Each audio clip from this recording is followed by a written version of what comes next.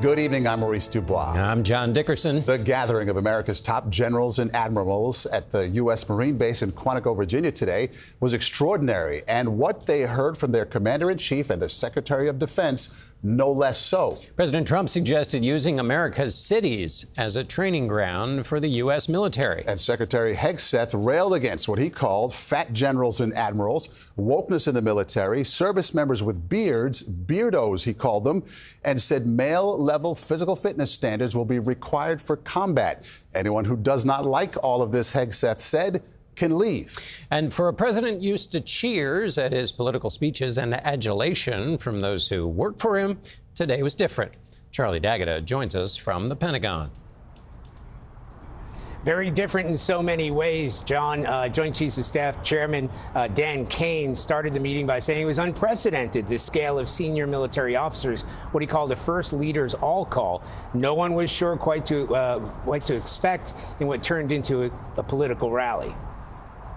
Nearly 800 of America's top military leaders were summoned from around the globe, apolitical officers who remained silent as their commander-in-chief took the stage and offered this greeting. You can leave the room. Of course, there goes your rank, there goes your future. That set the tone for more awkward moments to come, including the president's suggestion that dangerous U.S. cities like those where National Guard are currently deployed should be used as training grounds for U.S. troops. This is going to be a major part for some of the people in this room. That's a war, too. It's a war from within. Illinois Democratic Senator Tammy Duckworth, an Iraq War veteran, said Trump's proposal is illegal and unconstitutional. You cannot deploy our military onto the streets of our cities. Defense Secretary Pete Hegseth opened the meeting and ripped into diversity initiatives put in place by previous administrations. No more identity months, DEI offices, dudes in dresses. No more climate change worship.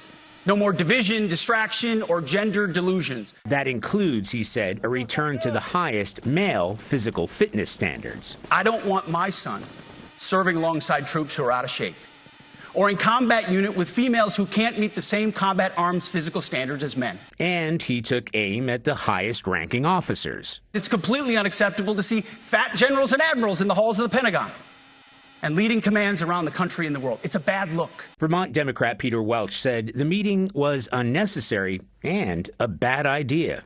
It's a further effort to politicize the military.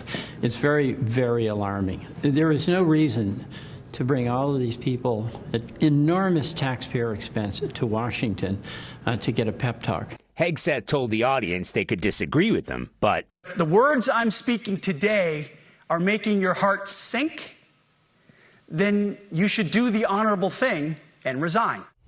Charlie, we did not hear any reaction from the generals and the admirals in the room. Take us through why that's the case. Well, Maurice, it's part of the decorum of protocol for officers not to applaud or cheer during political events or even some rallies. But while there were a few smiles, a bit of laughter here and there to some of the things that President Trump was saying, some polite applause, for the most part, the room was silent through roughly 2 hours of speeches. Charlie, the Secretary Hegseth is reviewing the military handling of hazing, bullying, harassment. Explain what that's about. Yeah, so this is an overhaul, and pardon me for reading. So Secretary Hegseth, there should be an overhaul of department policy defining the conduct by service members, and that includes hazing, bullying, harassment. It's clearly broad and promising to dismiss the records of tough leaders with past infractions.